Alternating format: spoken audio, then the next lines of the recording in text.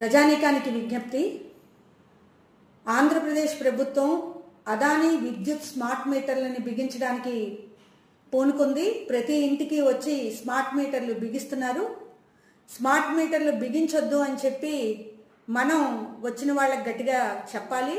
ఎందుకంటే ప్రీతమ ముఖ్యమంత్రి గారు చంద్రబాబు నాయుడు గారి కుమారుడు లోకేష్ గారు విద్యుత్ స్మార్ట్ మీటర్లను పగలగొట్టండి అని చెప్పి ఎలక్షన్స్ ముందు పిలిపించారు. మనం ఆ పిలుపుని అమలు చేయాలి. ఈ స్మార్ట్ మీటర్స్ కానీ బిగిస్తే కరెంటు బిల్లు విపరీతంగా వస్తుంది.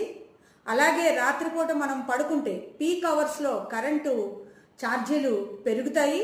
అలాగే ఫోన్ ఛార్జింగ్ చేయించుకున్నట్టు స్మార్ట్ మీటర్ని ఛార్జింగ్ చేయించుకుంటేనే కరెంట్ ఉంటుంది, లేకపోతే కరెంటు ఉండదు.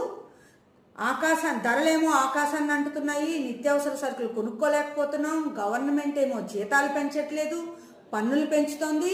అలాగే చంద్రబాబు నాయుడు గారు వచ్చాక సర్దుబాటు ఛార్జీలు 15,000 కోట్ల రూపాయలు పెంచింది. ఇప్పుడు మళ్ళీ స్మార్ట్ మీటర్లు బిగిస్తోంది.